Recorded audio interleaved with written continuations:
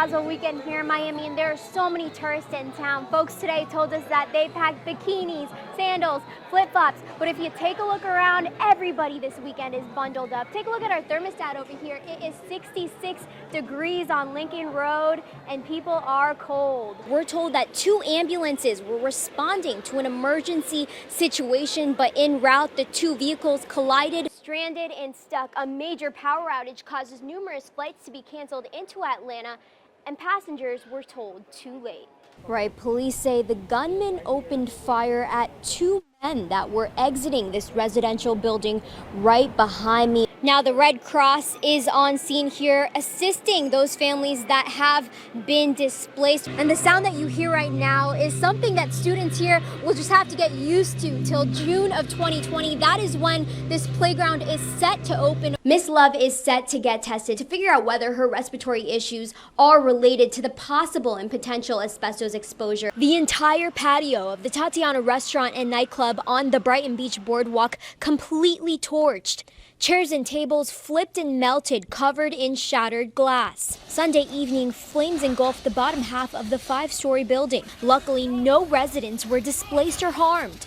I've seen quite a few occasions, something like that. Yeah. Most of the locals stood in shock, but also not that surprised because this wasn't the boardwalk's first fire. This same area has dealt with 2 fires since 2003.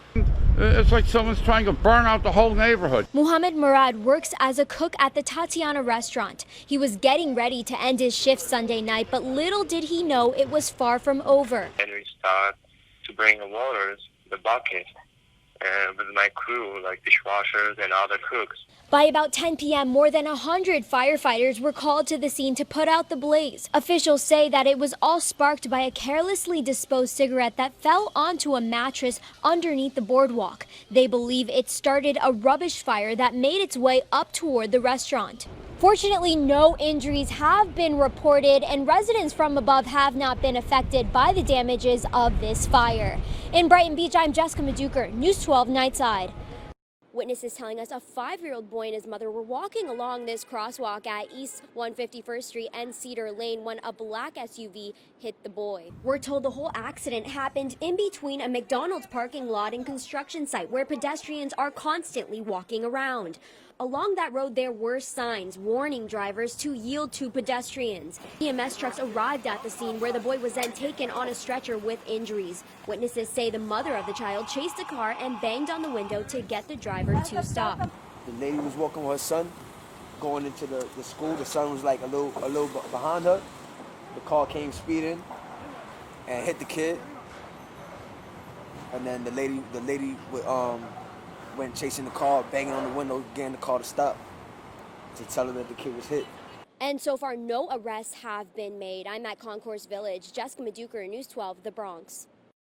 What some believed was impossible became possible. Lillian Bonsignori has made history, taking over the FDNY's EMS department from retiring Chief James Booth. But she's not the only one making strides. Her assistant chief, Alvin Suriel, was appointed, making him the first Hispanic member in his position. I have no doubt you will both continue to excel. Ranked with 4 stars, Chief Bonsignori has served as deputy chief of the EMS for 28 years. Now she will supervise and oversee over 4,000 first responders. I had no idea that I would be standing up here, surrounded by my friends and family, receiving the greatest honor of my life. But it wasn't really her intention to be a first responder. Lillian had plans to go to medical school, but took on the EMT position as a temporary summer job. I am only one woman accepting this position, but it was through the efforts and examples of many strong women along my path that made this possible for me.